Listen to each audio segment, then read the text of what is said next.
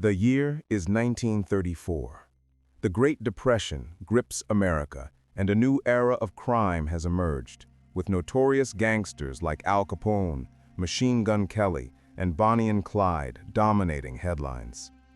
In response to this surge in organized crime, the United States government needed a solution, a place of no return for the nation's most dangerous criminals. They found it in a cold, barren rock in the middle of San Francisco Bay, Alcatraz Island. Once a military fort, then a military prison, the rock was transformed into a maximum security federal penitentiary, a symbol of ultimate punishment. Its isolated location, surrounded by treacherous currents and frigid waters, made escape virtually impossible. This was a prison designed to break the unbreakable, to contain the uncontainable. But in doing so, it would also become a magnet for darkness, a place where the despair and violence of its inhabitants would forever linger, turning it into one of America's most haunted locations. Alcatraz was never just a prison, it was a psychological weapon. Its imposing structure, visible from the bustling city of San Francisco, served as a constant reminder to the public that justice, no matter how harsh, would be served. For the inmates, it was a living hell. The strict rules, the brutal silence, the constant threat of violence, and the tantalizing sight of freedom across the bay, a freedom they could never reach, created an environment ripe for psychological torment. Guards were just as much prisoners as the inmates, their lives dictated by the rigid routine and the ever-present danger. It was a place where hope died, and often, so did the men. The history of Alcatraz predates its prison days. Long before it became the Rock, the island was a barren outpost used by native tribes and later by Spanish explorers. Native American tribes, particularly the Ohlone people, viewed the island with superstition, believing it to be a home for evil spirits and a place to be avoided. They saw it as a place of banishment, where those who were outcast were sent to their doom. This ancient sense of dread, a feeling of the island as an accursed place, seemed to cling to it for centuries. It served as a lighthouse and a military fortification during the Civil War, its sturdy walls designed to repel invaders. Even in those early days, whispers of strange occurrences and unexplained events began to circulate. Soldiers stationed on the island reported eerie sounds, shadowy figures, and a pervasive sense of unease. It seemed that the island itself possessed a dark energy, a quality that would only intensify with the arrival of the federal penitentiary. The ground beneath the prison was already steeped in history, ready to absorb the pain and suffering that was to come. Part 2. The Despair Within the Walls. Life inside Alcatraz was a monotonous cycle of brutality and despair. The cells were small and cold, barely larger than a closet, with a single cot, a toilet, and a sink. Inmates spent 23 hours a day in these cramped confines, their only reprieve being a few hours in the mess hall or the yard. The silence rule was strictly enforced. Even talking too loudly could result in punishment. The psychological toll was immense. Many inmates succumbed to madness, driven insane by the isolation and the relentless routine. The days were long, punctuated only by the clanging of steel doors, the shuffle of footsteps, and the distant cries of gulls. The inmates were stripped of their names, identified only by their numbers, a deliberate act to erase their identity and humanity. Some carved messages into their cell walls, desperate attempts to leave a mark, a trace of their existence. Others simply stared blankly at the walls, their minds lost in the abyss of their imprisonment. The guards, though ostensibly free, were also affected by the oppressive atmosphere. They lived on the island with their families, a small community isolated from the outside world. The constant tension, the need for hypervigilance, and the proximity to such concentrated evil took its toll. Many suffered from stress, burnout, and depression. The guards were forced to maintain a cold, professional distance from the inmates, a constant barrier that prevented any human connection. This emotional numbness was a necessary survival tactic, but it came at a price. Many guards developed a callous indifference, a defense mechanism against the horrors they witnessed daily. Others were consumed by the darkness, their lives forever changed by the unique environment of Alcatraz.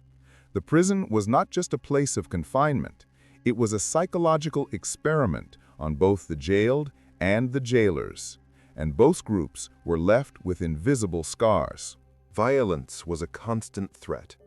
Inmates, stripped of their dignity and freedom, often resorted to fighting each other or challenging the guards. Escape attempts, though always futile, were frequent and brutal. The most famous was the Battle of Alcatraz in 1946, a violent uprising that resulted in the deaths of several inmates and guards. The echoes of these conflicts, the screams, the gunfire, the desperate struggle for survival, are said to reverberate through the halls of Alcatraz even today. These were not just isolated incidents. They were moments of intense, raw emotion etched into the very fabric of the prison. The despair, the rage, the fear, it all built up, year after year, manifesting in ways that transcended the physical. The very air on Alcatraz feels heavy, a condensed atmosphere of all the suffering that has occurred there. Part 3. The Ghostly Encounters. With such a history of suffering and death, it's no wonder that Alcatraz has become synonymous with paranormal activity. For decades, both former inmates and guards, as well as modern-day visitors and staff, have reported chilling encounters with the spectral residents of the rock. These are not just vague whispers, they are vivid, terrifying experiences that defy rational explanation. The sheer concentration of fear and violence on the island seems to have created a psychic residue, a lingering energy that makes the past feel chillingly present. One of the most active areas is Cell Block D, also known as the Hole. This was where the most troublesome inmates were sent for solitary confinement, a place of total darkness and silence. It was designed to break a man, and many legends suggest it succeeded, leaving behind shattered spirits. Visitors report sudden drops in temperature, disembodied screams and moans, and a heavy, oppressive feeling that makes it difficult to breathe. Guards from the prison era spoke of seeing shadowy figures lurking in the corners of the hole and hearing desperate pleas for help coming from empty cells. The air in these cells is said to be thick with the despair of those who were broken there, a permanent feeling of claustrophobia and terror. It is as if the echoes of the men broken in solitary confinement remain, forever trapped in their eternal punishment. Cell Block A is also a hotbed of activity. Here, inmates would often bang on their cell bars to communicate, creating a cacophony of metal on metal. Visitors report hearing the ghostly clanging of cell doors and the sound of disembodied footsteps marching down the narrow corridors. Some have even claimed to hear the phantom voices of inmates, whispering obscenities or calling out names. The most famous resident of Cell Block A is believed to be the spirit of Al Capone. Capone, a notorious gangster, spent years in Alcatraz, and his health deteriorated due to syphilis. He was reportedly allowed to play his banjo in the prison's shower room. To this day, staff and visitors claim to hear the faint, eerie sounds of a banjo playing from the abandoned shower room, a ghostly tune from a legendary criminal, a sad, lonely melody echoing through the halls. The dining hall is another area with frequent reports of paranormal activity. This was a place of immense tension, where thousands of dangerous criminals gathered 3 times a day. The smallest provocation could erupt into a full-scale riot. Visitors report hearing the clatter of phantom silverware, the murmur of disembodied conversations, and a general sense of unease. Some have even reported seeing shadowy figures moving between the tables, as if the inmates are still serving their sentences, eternally bound to their routine.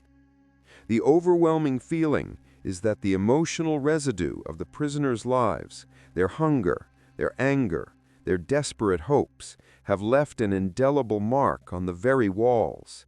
It is a space where the past and present seem to bleed into one another, where the echoes of 1,000 desperate meals can still be heard. Part 4. The Guards and the Haunting. It wasn't just inmates who experienced the supernatural at Alcatraz. Many guards, hardened men accustomed to violence and despair, also reported chilling encounters. They were the ones who saw it all, the men who lived and worked in the heart of the rock. Their testimonies are particularly compelling, as they were not prone to flights of fancy. The psychological toll of living in a place of such concentrated misery was immense, and many of them experienced things that defied logic. One guard, known as Officer R.J. Stucker, reported a particularly disturbing incident in cell block C. He was conducting a routine count when he felt a sudden, inexplicable chill. Then he heard a strange, scraping noise like metal on concrete coming from an empty cell. When he investigated, he found nothing. But the next day, he discovered that a prisoner had been brutally murdered in that very cell, a chilling premonition of violence. This was not an isolated incident. Many guards spoke of a pervasive sense of dread, of feeling watched, and of encountering strange, unexplainable phenomena that made their shifts particularly terrifying. They would often stand on guard duty and feel a presence standing just behind them, a cold, silent observer. The control room, the nerve center of the prison, has also been a site of paranormal activity. Guards on duty reported lights flickering, alarms sounding without explanation, and strange voices coming through the intercom system when no one was speaking. These incidents were often dismissed as electrical malfunctions, but the frequency and the bizarre nature of them suggested something more sinister. It was as if the spirits of the prison were trying to manipulate the very controls that once contained them, a final act of defiance from beyond the grave. The technology of the prison was not a match for the supernatural forces at work. The lighthouse, standing tall and isolated on the island, has its own ghostly tales. Long before the prison, lighthouse keepers reported strange apparitions and disembodied voices. The isolation, the constant fog, and the eerie silence of the island made it a perfect breeding ground for supernatural tales. Some believe the spirits of the early settlers and soldiers who died on the island still linger there, drawn to the beacon of light that once guided ships through the treacherous bay. The history of Alcatraz is a tapestry of human suffering, and every thread, from the earliest days to the prison's closure, seems to be woven with tales of the paranormal. The island itself is a beacon for the lost souls that have forever been bound to its shores. Part 5. Escape Attempts and Doomed Souls. Alcatraz was infamous for its inescapable reputation. Despite the brutal cold, the strong currents, and the constant shark threat, though no confirmed shark attacks on escapees, the fear was real. There were 14 separate escape attempts involving 36 inmates. Every single one was either caught, killed, or presumed drowned. Their desperation, their unwavering desire for freedom led them to certain death or recapture. These doomed attempts only added to the prison's dark mystique. The men were not just fighting against the guards, they were fighting against the island itself. The most famous escape attempt was in June 1962 by Frank Morris and brothers John and Clarence Anglin. They famously used sharpened spoons to dig through their cell walls, a painstaking process that took over a year. They constructed elaborate papier-mâché dummy heads with real human hair from the barber shop to fool the guards during nightly counts. They built a makeshift raft out of over 50 raincoats and used a broken fan motor to create a homemade pump to inflate it. They vanished into the bay and were never seen again. While officially presumed drowned, their bodies were never found, leading to decades of speculation. Did they make it? Did the cold, dark waters claim them? For many, their spirits still linger, forever searching for the freedom they so desperately sought, their hopes and dreams lost to the currents. Some claim to hear whispers near the escape routes, or see shadowy figures swimming just beneath the surface of the water, eternally bound to their final desperate gamble. The psychological impact of being trapped on an island, surrounded by water that promised freedom but delivered only death, cannot be overstated. The inmates would often stare out at the lights of San Francisco, a tantalizing glimpse of the world they had lost. This constant reminder of their confinement, juxtaposed with the vibrant life just across the bay, would drive many to the brink of madness. The ghosts of Alcatraz are not just the spirits of the dead. They are the lingering echoes of broken dreams, shattered hopes, and an unquenchable thirst for a freedom that was never granted. The very salt-laden air seems to carry the scent of unfulfilled desires and the profound sorrow of a life left behind. Part 6. The Closure and Enduring Mystery. Alcatraz Federal Penitentiary closed its doors on March 21, 1963, after 29 years of operation. The cost of running the prison, particularly the expense of transporting fresh water and supplies to the island, became too high. The corrosive salt water was also damaging the prison structure, making constant repairs necessary. It was deemed more cost-effective to build new, modern prisons on the mainland. The last inmates were transferred, and the rock fell silent. Its gates finally closed. But the silence did not last long.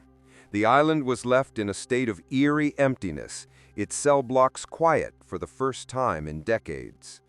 Almost immediately, the island became a major tourist attraction. Today, Alcatraz is part of the Golden Gate National Recreation Area, drawing over 1 million visitors a year. People come from all over the world to walk the eerie cell blocks, to stand in the hole, and to gaze out at the bay, imagining the lives of the men who were imprisoned there.